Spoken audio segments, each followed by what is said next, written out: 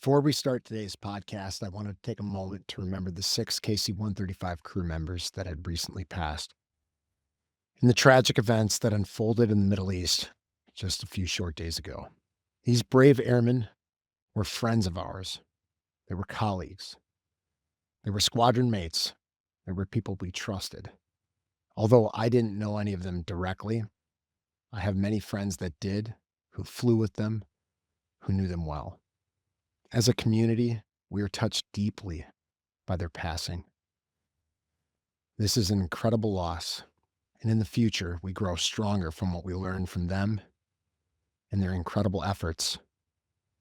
For now, we grieve, and someday, we take what we learned from them, both on and off flight deck, and do better by their memory.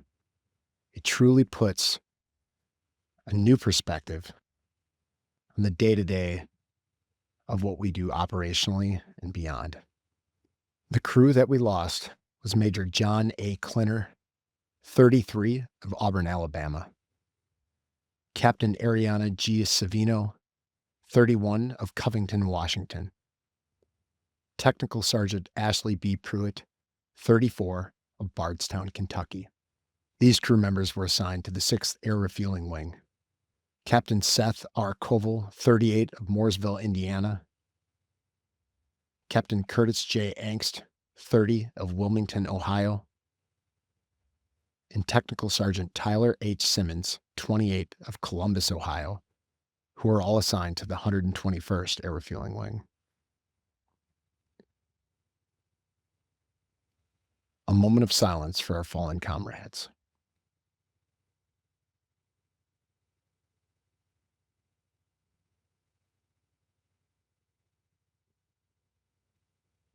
Tailwinds and fair skies, heroes. Welcome back, everybody, to the Pilot Network podcast. It is I, your host, Adam, with discussing something a little bit different in our career pathways section this month. I don't have a guest, and last podcast I talked about my journey. I wanted to talk about something a little different today. Instead of what job should I take, start asking what system am I entering? It may sound a little odd because we think, okay, it's Part 91 or 135 or the airlines or the military or whatever we're going to do. We don't really look at the system that these different companies or jobs or flying opportunities are built upon. We evaluate jobs instead of the whole picture. This can lead, it did for me, to getting stuck. I got stuck evaluating the job and not the system that it was within. And sometimes I might have taken myself down a path where I didn't really understand the whole broad picture. I just thought, oh, that's cool, or oh, that pays pretty well, I'm going to do that. And sometimes this is where good decisions come from. At least it might have happened to me here and there, and I learned something from it and moved on. But there's ways we might be able to avoid this so you can move through and progress through your career, maybe just a little bit quicker or more efficiently, or however you want to look at it. Anyways, the first thing that I think we should do is kind of reframe the problem. When you are out there looking for a job, you are not necessarily choosing that one position.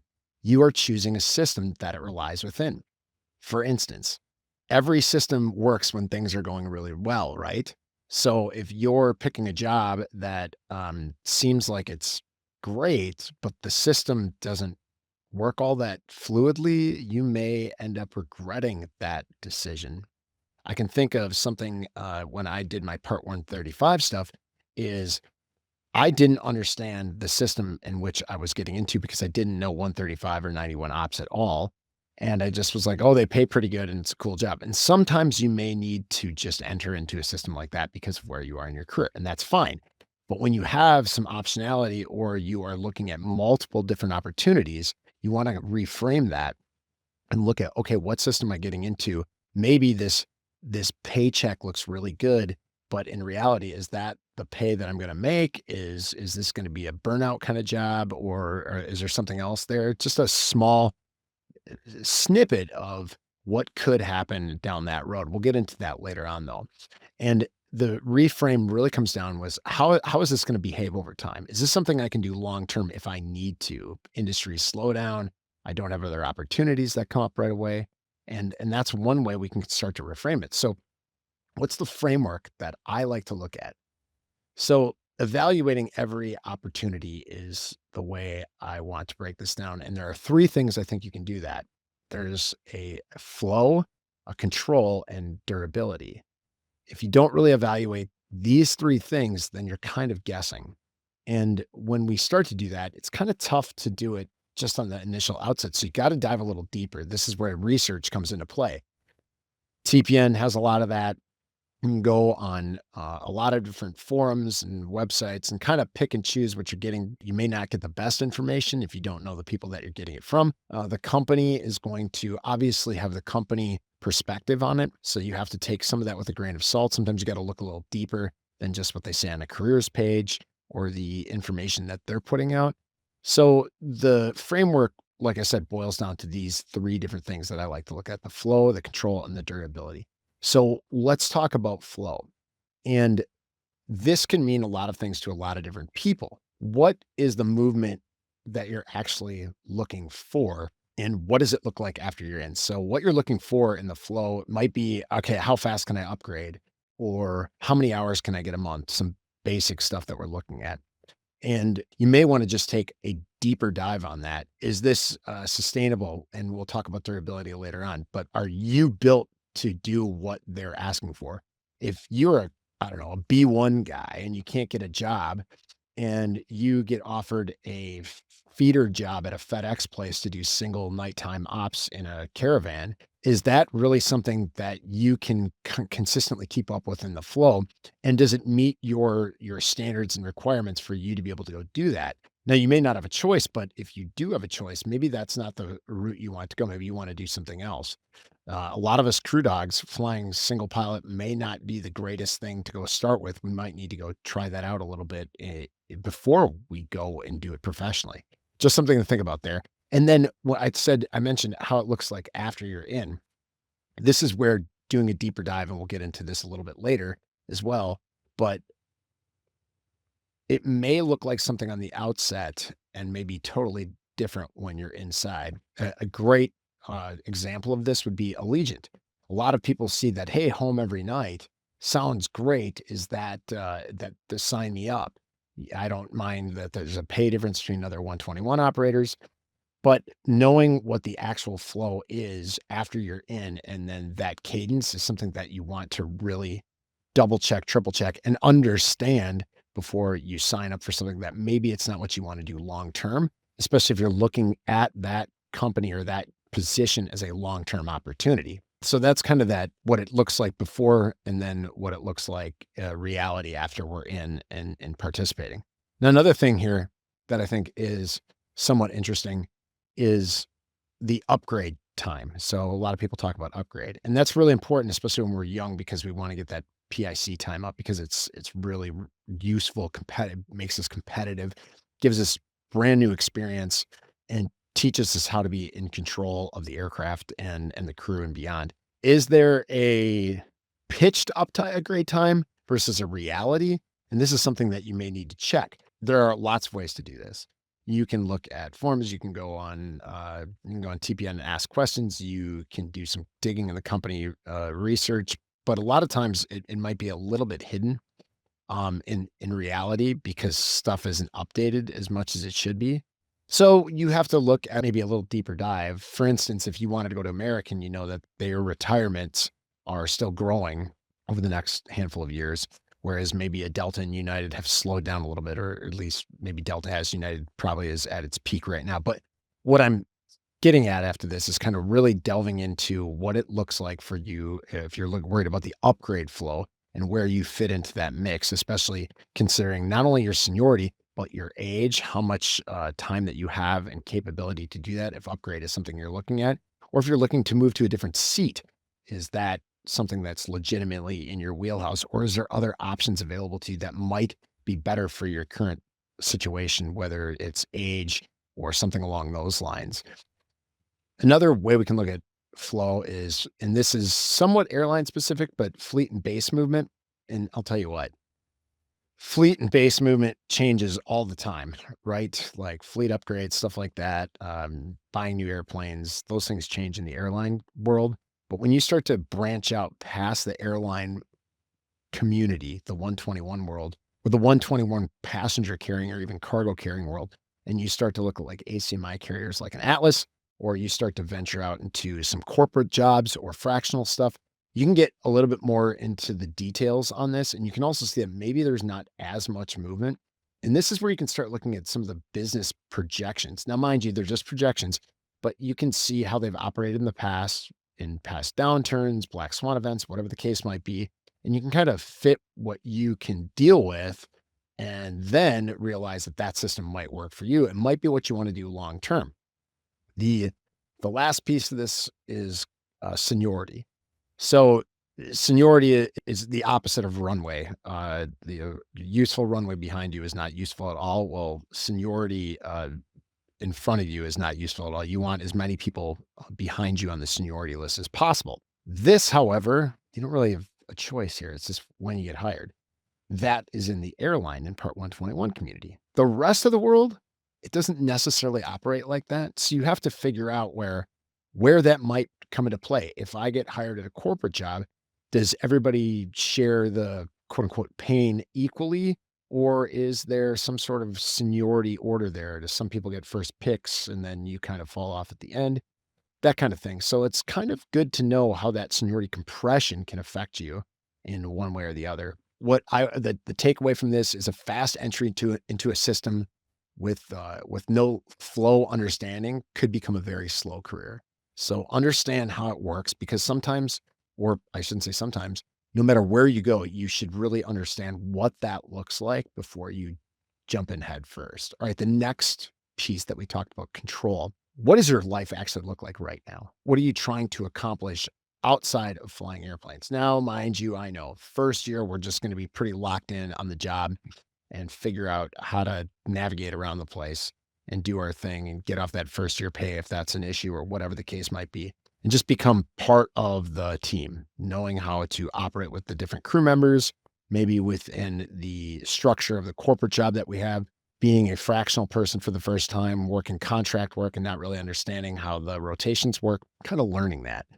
And that's truly critical that first year. But let's project out for after a year. What does my life actually look like then? And how does it compare to now? And is it something that I'm looking for, what I want? So that control of our life now and what it's going to look like later, something that is really valuable to take a deeper dive onto. Schedule flexibility is another thing. Now, this is, I think, if anything I'm going to say is probably the most easy cut and dry thing. If you have a job, there is very little schedule flexibility, but you don't have an option, you might have to do it for a while before you move on to the next thing. If you can find a place that meets your required schedule flexibility, you may have a really good deal in front of you and it may not pay great, but that might be okay because that's what you need. You're a retired military individual who needs more schedule flexibility for whatever reason, and you can take a bit of a pay hit, might be a good deal for you. It's not always about chasing the dollar. Just remember that. It's not always about chasing the dollar. All right. And then this one is geared more towards Part 121, but could probably also be comparable in some other worlds. It's kind of reserve versus line reality. The other piece of this could be like on call versus not on call or how that works. Knowing these things beforehand, and this is definitely a research oriented piece here. All of this stuff is, but this one you have to get in kind of either know the contract or know how they're operating and figure out what their standard operating procedure is with these kind of things. Part 121 is really easy, right? Because you have the contracts and people can report to you on them and how they operate. And then you can pick and choose based on what you might like, especially if you're going to be on reserve for a long time and that's something that you're concerned about. And also what lines look like. For instance, can my airline, if I got hired there, drop down to 0 hours? Can I trade all my trips away and basically have a month off where I don't get paid, but I still have that kind of flexibility? It sounds awesome, right? But some people may not like that. Or how easy is it to do some of the stuff that I want to do? And understanding that can be challenging because contracts can be confusing, but knowing the basics before you walk into something is really helpful. Now, one of the ways that I kind of will break this down is getting to know people within the world that I just discussed, whatever it is, corporate, Part 121, ACMI, it doesn't matter what it is. Getting to know somebody there and getting like a direct input from them is really, really valuable.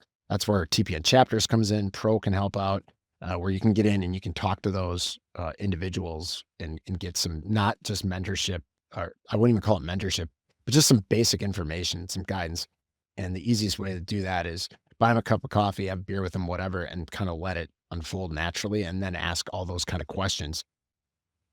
You'll be surprised at how far you can get just based on that alone.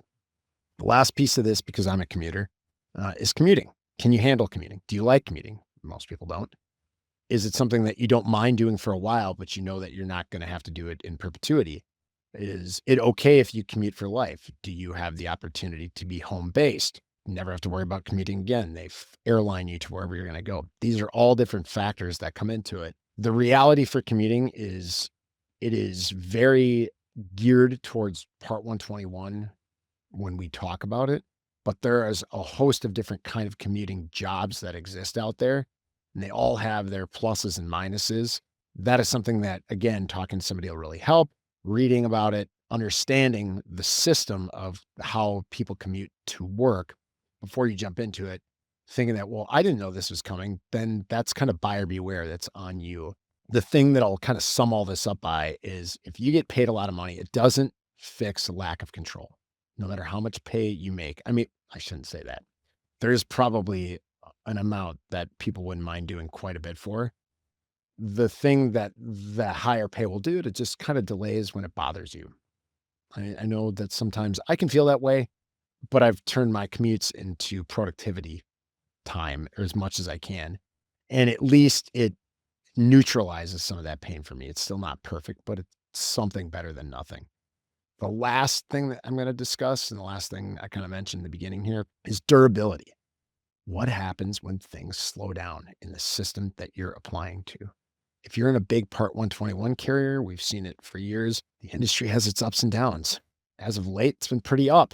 Who knows where things are going to go? What could happen and how you can mitigate it, it's totally kind of up to you. That first year, socking away a bunch of cash, sitting and not living a greater lifestyle as you continue to grow into your airline or your job, specifically the airlines, is building a nice cushion in case you have to fall. And landing on that cushion can help you quite a bit. Maybe while you're on your free time as well, developing another skill set that could help you out in case of that eventuality. If you're in another line of aviation, it is very dependent on market forces that are normally not correlated always to what's happening to the airlines. It's not always the case, but in a lot of times they can be divergent. I knew when I was at Atlas that even if the airlines weren't doing well or having an issue, Atlas was going gangbusters. There was a lot of freight to move and a lot of charter contracts to fly. It seemed that a place like Atlas always knew how to make money in good and bad economies because of their nimbleness and how they operated. Now, there was a lot of things that I didn't necessarily like about working at the company. However, that was one that made me feel relatively good about the durability of the system I was within. The next part of the durability thing, we discussed this a little bit in the control piece, was contracts. All I'm going to say here is no matter where you go is getting to know, and I won't say contracts necessarily because that's kind of Part 121, but whatever you sign with the company is getting to know the rules of how they operate, whether that's in your flight operations manual or the company rules or what have you. However they operate is getting to know those things very well and seeing if that works for you and the system that you're entering. Now, it's kind of tough to figure that out stuff that beforehand. So that's where having somebody to help you understand it a little bit prior to applying and spending your time getting there. That's a good place to ask some of those kind of questions and see if it actually suits you and not just being wide-eyed and excited to get a new job because that's what you're supposed to do is knowing that system so you can put forth the best effort and the most efficient effort to get to where you want to go. Another thing, and this ties in with contracts a little bit, is downgrades or displacements. In the 121 world, that's very black and white. In other places, it could be kind of gray area. So you need to know uh, what the kind of financial footing the company might be on, in my opinion. I don't really know this for a fact, but if you know that a company's pretty solid, they're not going to cut their flight department in a corporate setting. And looking at macroeconomic trends, and again, nobody can predict the future here, but just understanding the basics of it might help you get a little bit of clarity as you kind of figure out which of these systems fit you the best. And then training pipeline, knowing the training pipeline stability will give you a total edge on that durability piece. And why I say that is because it is very easy in the Part 121 world to look at how their training pipeline is. It's simple. They've been doing it for years. It's very cut and dry. It's very stable and it's very pronounced. There's other places where that's not the case. So asking those questions before you ever sign a contract or you go into training with the company is knowing what their training pipeline is, how the pay system works in training, and what happens after you're done. Do I owe them something? Is there a training contract that I owe? And we can get totally down that road some other time, or reach out to me directly. Happy to talk about training contracts and sometimes the pay to play model and what I think about that. Not a fan, but I do understand why some places want to do it. To wrap this up, you're not really choosing how the place works when it's growing. You're kind of choosing what it's like when things aren't, when it's not working very well. All right, so how do we put this into action? So write down flow, control, durability, score each 1 to 5, and then identify what you don't know about each one of those things. Like 1 being the lowest, 5 being the highest. Like, hey, I don't understand this company, how their flow works or whatever, blah, blah, blah, blah, blah. And then go find somebody inside and validate it. And the way you can do that is shameless plug. Go over to TPN Pro, find somebody on there who is at the company that you want to be at or has been through that kind of system before and ask them or put the question out and see who knows what. Head over to a TPN chapter's hangar fly, get to know some people, ask those kind of questions. Then you can start rating these things with accuracy so you can go out and apply and make those kind of informed decisions. The thing that we can do best is not identify what we do know, but identify what we don't know. And then take that and reformulate it and make that weakness strength later on. That's kind of what I wish I would have done. So I don't really regret how I did it, but I did have some way big slowdowns in my career and some very inefficient, stressful times because I didn't apply the thought of looking at the system of the operations that I was applying to. I just looked at the single job position and made my decision based off of that. So it was misunderstood systems, not misunderstanding the job necessarily, if that makes sense. If it doesn't make sense, hit me up and I will happily have that discussion with you. So try to make this decision with the framework that I kind of shared today. Maybe it'll help you. Maybe there's a better way to even do it then. And we can share that with the entirety of the network so we can keep getting better as a group. And I'm betting even if you do this and you don't have a plan in order anyways, you will feel that difference immediately.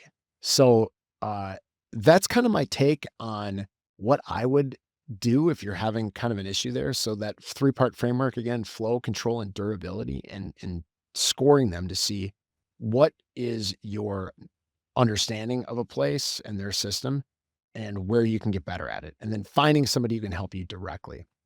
If you got questions, reach out to heyguys@thepilotnetwork.com. I'm happy to answer any of them for you. If you want to talk to more and get more out of the network, more directly, head over to thepilotnetwork.com and check out TPN Pro. Again, another push for TPNX that's coming up in May. Go to the website, thepilotnetwork.com. You can see all the things that are happening on TPNX, the airlines that have joined us. I should have a bonus episode coming up here shortly with who's coming and hopefully more by that time that's released. And don't hesitate to find people who want to help you on your journey. It's not necessarily mentorship when you're just talking about a little bit of informational questions. It's information sharing, intel sharing and gathering. And that works both ways, no matter where you are at in your career. Anyways, as always, keep that shiny side up and the greasy side down. Fly safe, everybody.